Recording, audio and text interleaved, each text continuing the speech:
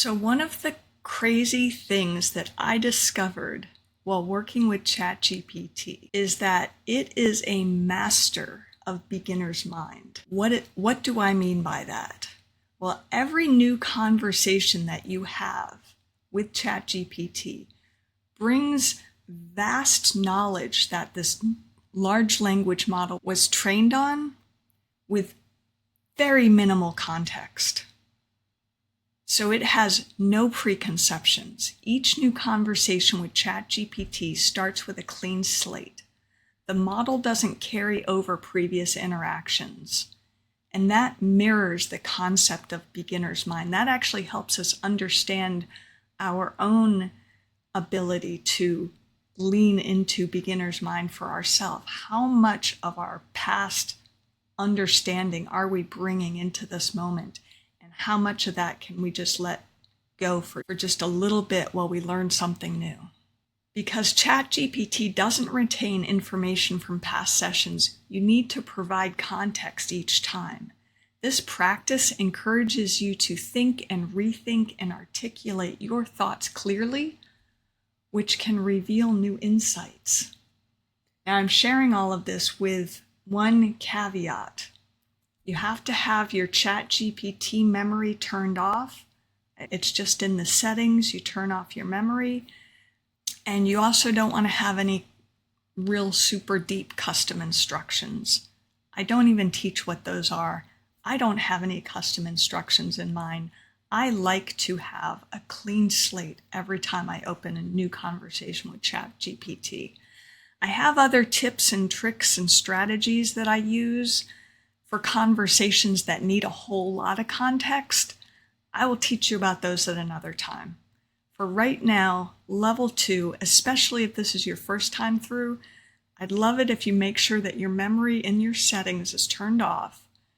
And just really trust me on this, that having that beginner's mind within ChatGPT is going to help you do that better for yourself and to more accurately reflect where your biases and blind spots are, so you can dismantle them, retrain them, rewire them, whatever feels right to you.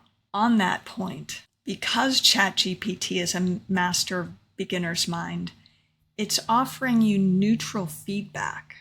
ChatGPT provides largely unbiased responses. ChatGPT was trained to have some guardrails. They're pretty wide guardrails, but there are certain things that are sort of off limits. And if you try to have a conversation about certain sensitive topics, it will warn you that it sees some information that it feels is very sensitive, and you could get locked out of your account if you make too many infringements of this content policy. So while it's not 100% unbiased, it is largely unbiased.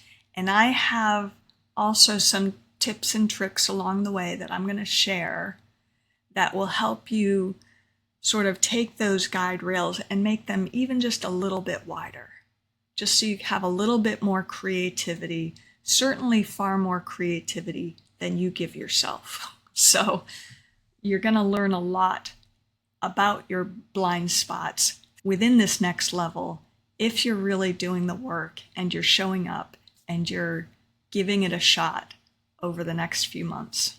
So by presenting your ideas or issues to ChatGPT, you can receive objective feedback that helps you identify areas that you may have overlooked or misunderstood. And then finally, exploration and reflection. Engaging in these conversations with ChatGPT allows you to explore topics deeply and reflect on your own biases and assumptions. The responses can act as a mirror, highlighting your blind spots and challenging your preconceptions. We're going to use level 3 as a mirror, reflecting us more deeply to ourselves. For now, in level 2, I just want you to focus on discovering just how amazing you are, where you've been selling yourself short, so that we have some room to grow when we get to level 3. Thanks.